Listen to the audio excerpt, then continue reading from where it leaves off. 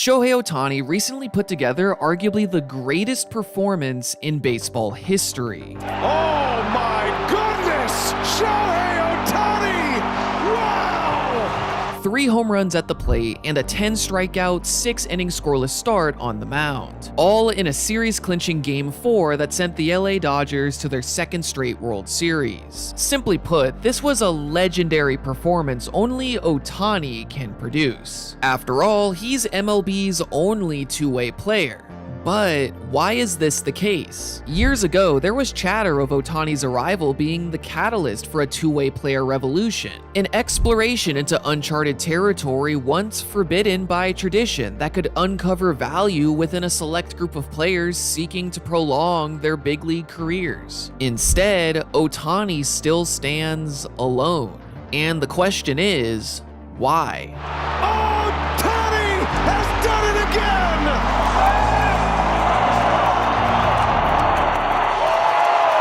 3 home runs and 10 strikeouts in a series-clinching playoff game, an experience everyone in this crowd will never forget. I know I still fondly remember the only playoff game I've attended, Game 2 of the 2022 NLCS. Tickets I bought that same day using today's sponsor, SeatGeek.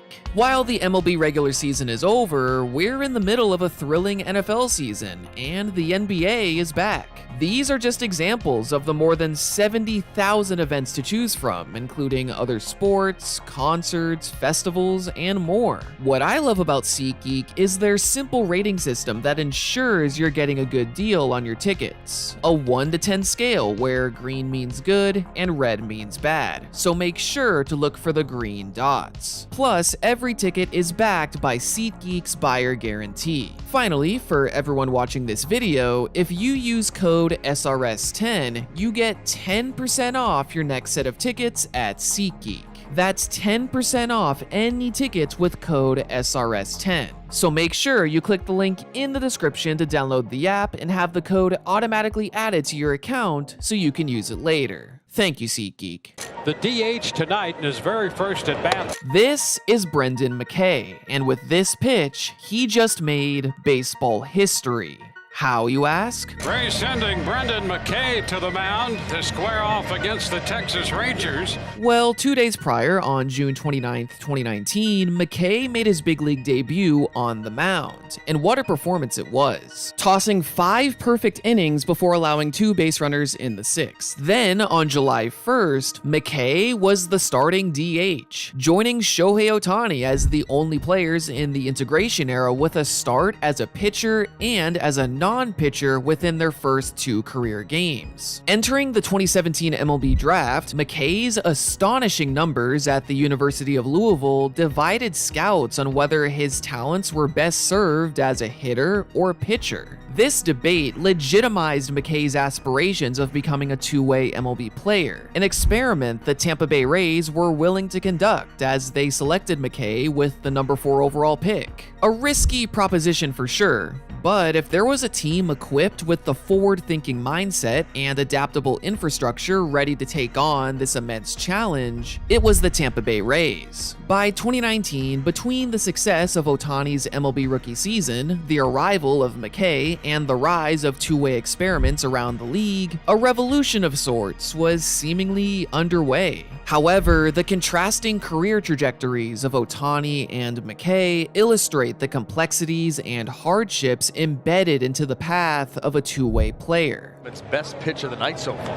Little tap right side, that'll be picked up by Mancini, who steps on the bag. In direct contrast to his pitching debut, McKay failed to get on base in his hitting debut. No one knew it at the time, but this was McKay's final ever start as a big league DH. For the rest of the 2019 season, McKay was mainly used as a starting pitcher, only hitting in games where he faced National League teams, along with a few pinch hit appearances. A direct contrast to McKay's established minor league schedule, which consisted of a start every 6 days, a rest day before and after starts, and DH appearances in the other 3 games. However, However, considering the results of his minor league career to this point, the Rays clearly believed his long-term future was on the mound. As for his 2019 rookie season, he pitched in 13 games, but only accumulated 11 plate appearances. To be fair, one of his 2 hits that season was a 420-foot home run, and while his ERA was a bit underwhelming, his respectable FIP that derived from above-average strikeout and walk rates indicated potential for a legitimate big league future. But that future never came to fruition due to every team's #1 fear when dealing with prospects: injury. From oblique issues in 2018 that forced a permanent transition from first base to DH, to a trifecta of major arm and shoulder surgeries between 2020 and 2022, McKay hasn't played a professional baseball game since 2024. On the flip side, Ohtani has transformed into a global superstar, but even he hasn't been immune from injuries, notably undergoing 2 season-ending Tommy John surgeries within a 5-year span. There's a big workload. You're playing almost every day like a position player. Then you've also got side work as a pitcher and a couple extra lifts a week and other preparation you've got to do. It's very tough to handle your body and handle how you get tired throughout a season. Due to this uniquely grueling workload, the inherent risk of injury skyrockets, ultimately deterring teams from experimenting when the traditional alternative of specializing in one aspect of the game is safer and more likely to succeed. As one American League team official put it back in 2017, "I just think you're in a situation where if you want a prospect to be great at something, he's going to have to concentrate at one or the other. If you want him to be okay at 2 things, he can probably do that, but you ask yourself, what do we want? If you want an impact talent, you need him to focus on that side of the game." This person lays out an interesting conundrum.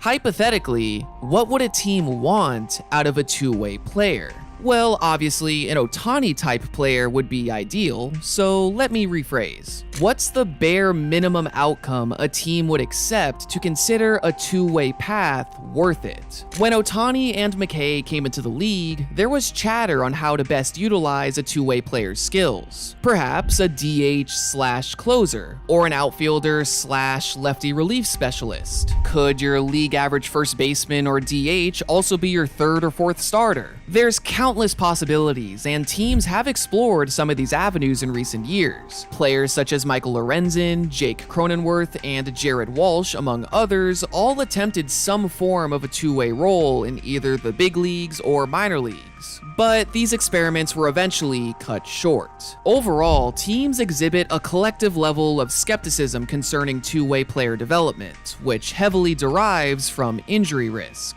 Although, there's another roadblock to consider: the 2-way player rule. Ahead of the 2020 season, MLB introduced a set of guidelines in order to formally designate someone as a 2-way player. Players designated as 2-way players don't count toward the limit of 13 pitchers on a 26-man roster, so this gives teams the benefit of essentially carrying a 14th pitcher. Initially, to qualify, a player needed to pitch at least 20 MLB innings and start in at least 20 MLB games as a position player or DH with at least 3 plate appearances in each game in either the current or previous MLB season. Later on, this final guideline was amended to include any of the previous 2 MLB seasons as well as the current. Nonetheless, the only player who's ever qualified for this designation since its creation is Shohei Ohtani. If you remember, in order to combat the rising trend of position players pitching, MLB introduced rules saying a position player can only pitch if the game is in extra innings or when the scoring difference is at least 6 or more runs. According to Jake Cronenworth, you could go 4 games where you have that, you could go 3 weeks where you never have that. So you're getting put on the roster as a hitter, but you're a 2-way guy and you can only pitch in certain situations. But if you put a guy on the roster as a pitcher, player, now you're taking away that bullpen spot. That was really the thing that hurt all the two-way guys. So, in a sense, this rule forces teams to treat prospective two-way players like Rule 5 selections until they earn the designation. This barrier to entry discourages teams from taking a chance on those with a borderline chance of making it as a two-way player, which in turn raises the standard for which prospects teams are willing to take chances on. A standard very likely unachievable for the vast majority of players. After all, according to a National League scout, by the time a player is drafted and signed, the team is 99% sure on whether that player will hit or pitch if they did both at a previous level. Because these players' lifelong dream is to make it to the majors, they usually follow the team's advice to get there.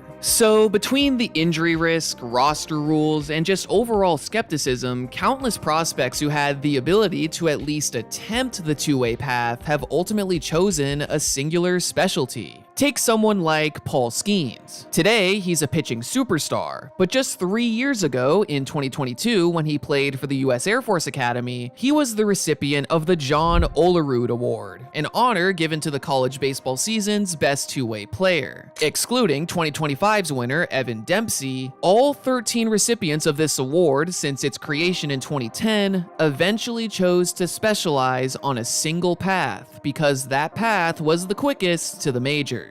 So ultimately, unless a player is adamant on pursuing the two-way path and possesses the pre-draft hype of a Bryce Harper or Steven Strasburg, prospects will continue to forego their two-way talents to increase their chances at major league success. Even then, take someone like Hunter Greene. He was the first high school player to grace the cover of Sports Illustrated since Bryce Harper. He's 17. He mashes. He throws 102. He and the Reds collectively decided it was best for him to remain a pitcher, as that was his quickest path to the big leagues. So, circling back to the question of what's the bare minimum outcome a team would accept from a two-way player, I believe they'd accept a productive, non-superstar type player, but only if another team has already taken the risk of developing them. Otherwise, they're certainly going to specialize on a singular path.